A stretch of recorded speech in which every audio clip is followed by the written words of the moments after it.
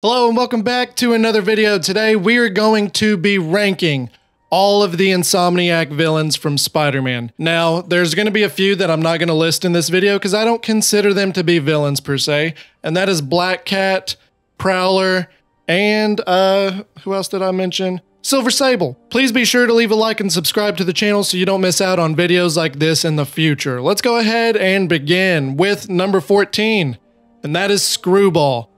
Now, let me go ahead and say that all these villains I love. I love the way they adapted all these villains, almost. I'll go over one of them in particular that I have a little bit of problems with, but this one, SCREWBALL, is sadly my least favorite. I don't hate her by any means. I think her character, I can totally see someone being crazy enough to cause mayhem and destruction just to get followers and likes and all that crap.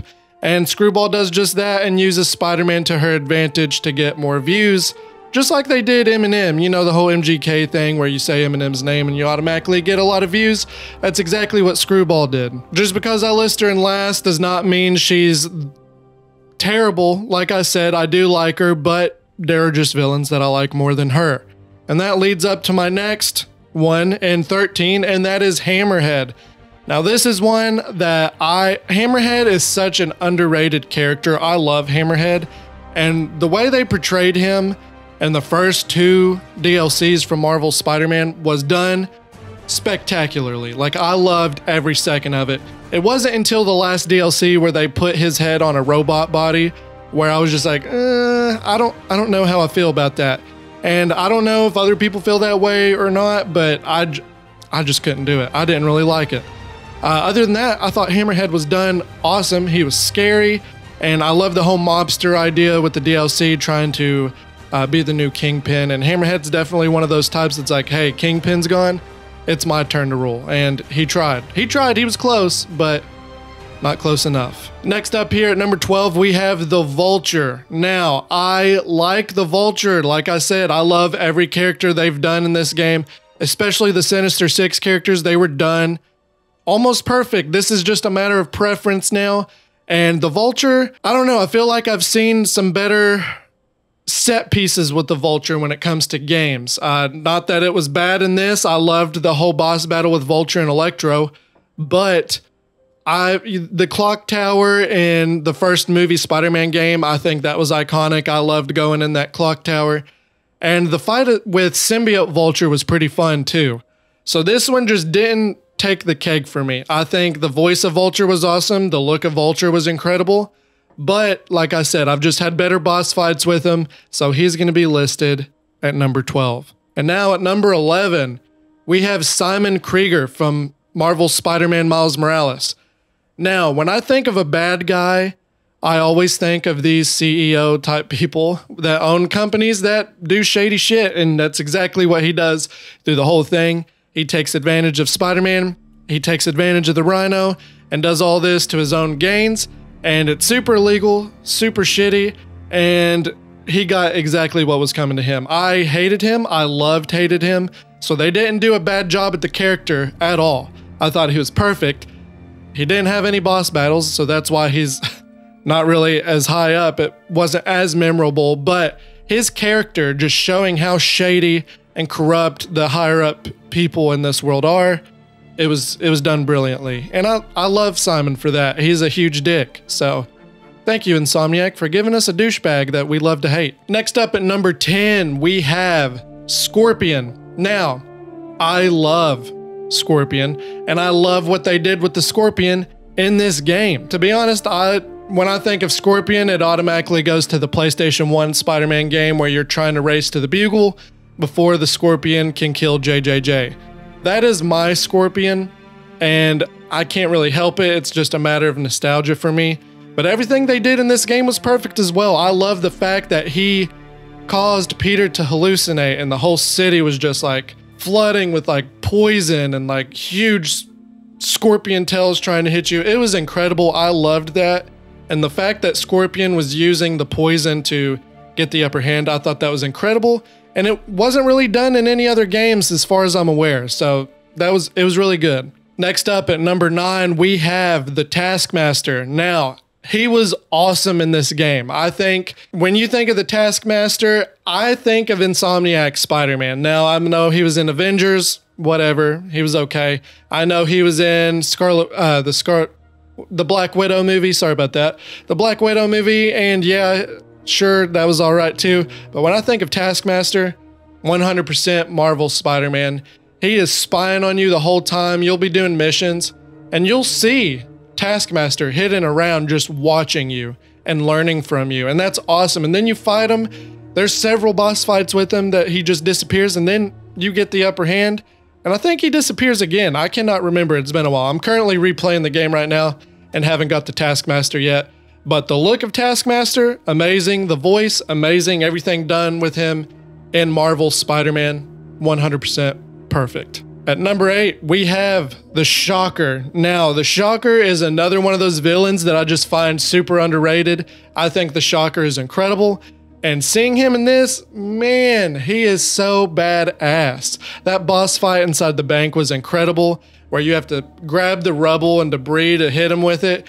And you could see Spider-Man, the debris was heavy as hell, so it took a lot of strength to be able to flip that and throw it back at Herman Schultz.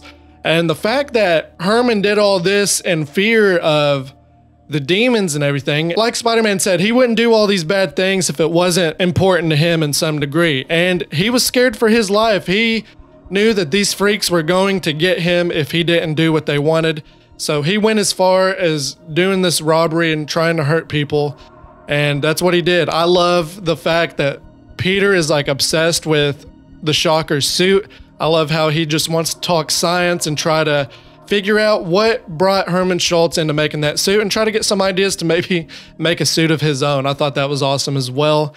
Herman Schultz has always been one of those underrated characters for me ever since Spider-Man 2 on the PlayStation 1. And seeing him in all the other Spider-Man games was just awesome as hell. He's awesome. He's awesome in the comics. He's actually, honestly, he's kind of a loser in everything he's ever been in, but I love it. I love Herman Schultz. Little Herman. Little Herman.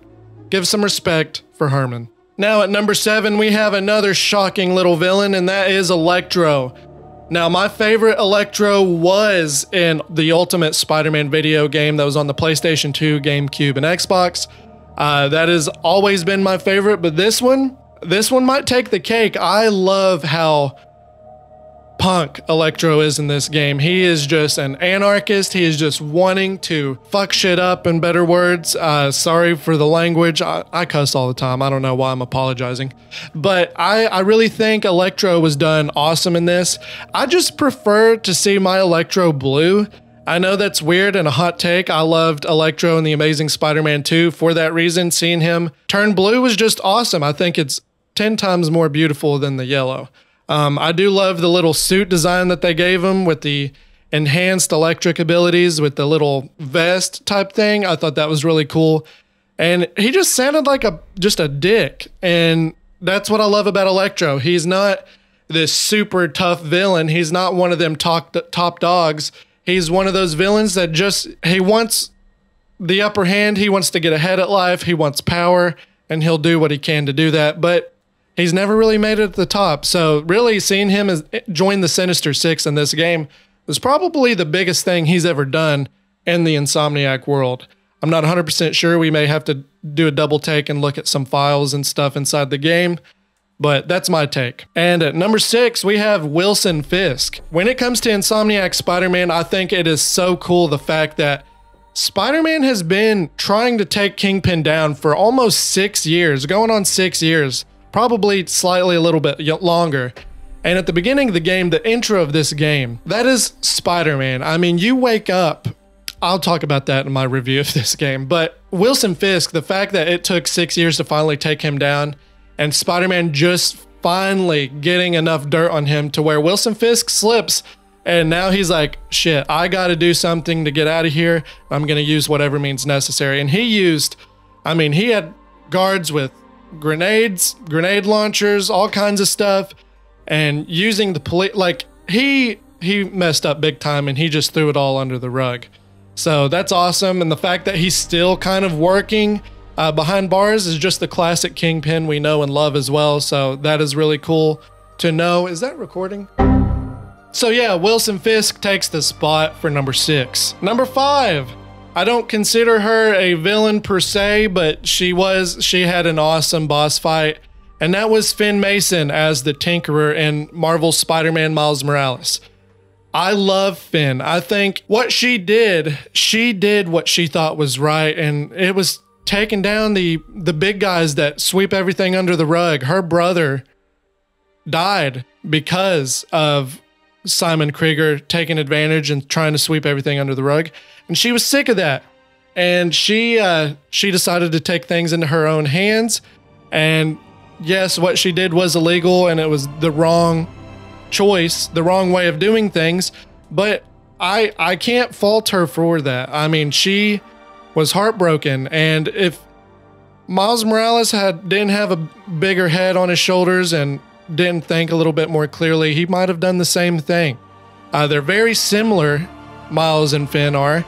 They're both brilliant, and seeing them together is a really cool dynamic, and I hope to see her again, because I mean, she's not gone, so we'll just have to wait and see for her. I loved the Tinkerer. I loved Finn Mason.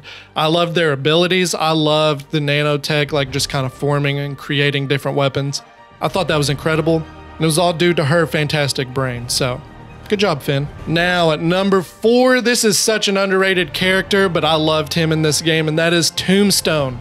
That little side mission of Tombstone in Marvel's Spider-Man was freaking amazing. I loved every second of it, and his look for this is the best look I've seen of Tombstone. Like, I know when you think of Tombstone, you think of a mobster. Right now in the Amazing Spider-Man comics, he's kind of the new kingpin of crime. He controls the crime world, and I don't know, I don't really like that. I love seeing him as this dirty biker guy. I just think he was awesome. He is just this huge biker, and he was invincible up until we got the upper hand and thought of how to get rid of his powers again. And he was kicking so much ice, Jesus Christ. He was kicking so much ass, and Spider-Man almost didn't make it out alive. I mean, that whole little garage was burning down, and he luckily got the upper hand and defeated Tombstone. But I thought that whole set piece was chef's kiss, A+, S tier, whatever you want to call it. It was fantastic, and I love Tombstone. I'd love to see him again. These smaller villains just try. That's my favorite thing about Spider-Man, is like these villains keep finding a way out of prison, and they don't learn. They just keep trying again, and Spider-Man's like, dude, come on. Like, I just beat you 2 weeks ago. Like, quit breaking out and doing the same thing. So I can't wait to see what like the Shocker and Tombstone are up to next. And maybe they'll be in Spider-Man 2. I hope so. I hope so. Now at number 3, we have the RHINO.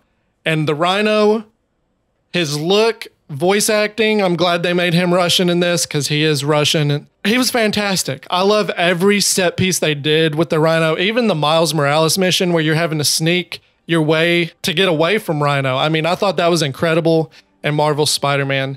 You could really see the tension of, I felt like scared for my life. I was like, this big ass RHINO is about to crush me, and I have to get out of there.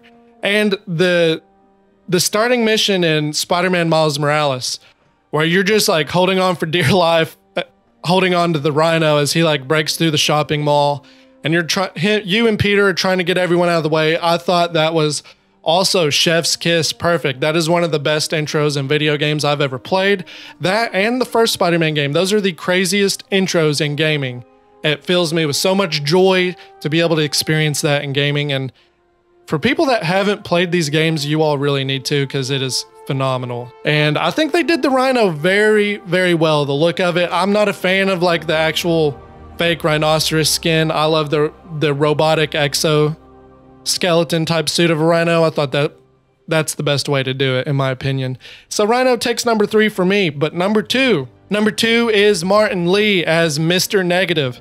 These next 2 villains are characters that are good at heart. They've just had a lot of bad things done to them, and they act selfish, and they lust for revenge. Martin Lee, as you can tell, like even in Marvel Spider-Man, when he's sitting there saying, take care of this place, he's talking about FISK, and he's like, this is the best part of me.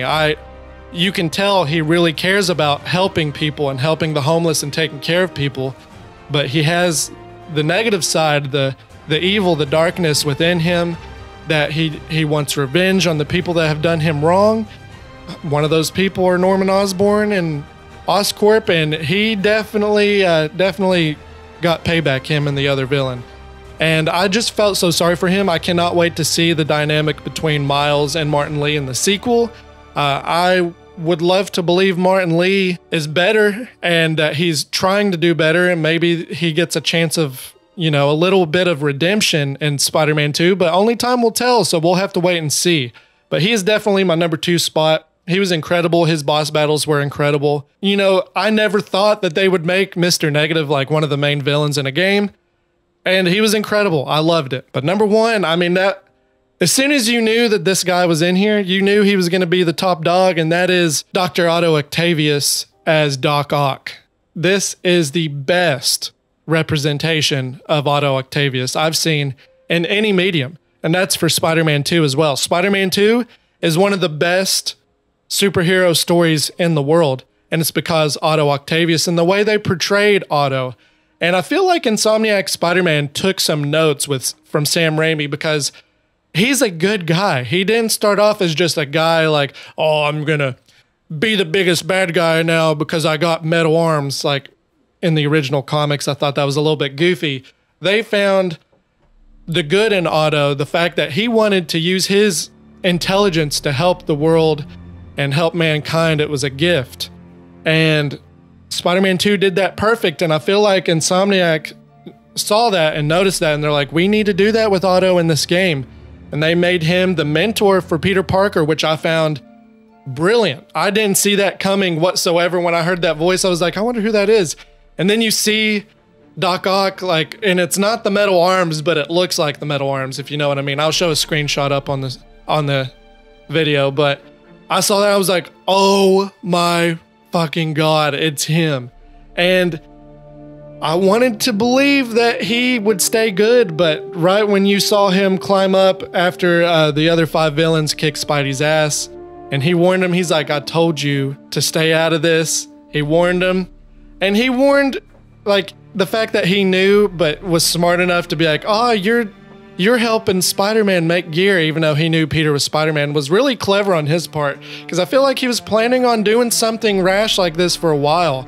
I think he was absolutely tired of how Norman Osborn has treated him. He's tired of the world treating him terrible, and it's sad. It's so sad to see him go the lengths that he went to do this. He released Devil's Breath and almost killed thousands of people, thousands and thousands of people. If it wasn't for Spider-Man, I mean, there'd be a ton of people sick, and it'd continue happening to where it could keep spreading. It's hard telling. And he went to the lengths of snapping that out in Times Square, or it was above Oscorp. Might have been Times Square. But the fact that he did that was heartbreaking. And that's when you knew that it was time. It was time to fight back and stop him once and for all. I'd like to see him again. I don't know if I'd like to see him as a villain. Maybe he learns his lesson, but maybe not. Maybe these arms and everything has corrupted his mind to where he needs to give it one more shot and try to screw Norman over one more time. Maybe in Marvel's Spider-Man 3, when Norman Osborn does become the Green Goblin, maybe Otto becomes a teammate and fights the Green Goblin with you. That's a hot take, but wouldn't that be nice? Wouldn't it? And there we have it, guys. That is the ranking of all the Insomniac Spider-Man villains from Marvel's Spider-Man and Marvel's Spider-Man Miles Morales. Let me know what you all rank these villains as down below in the comments, and please be sure to leave a like and subscribe to the channel so you don't miss out on videos like this in the future. And until next time, guys, take it easy, bubs.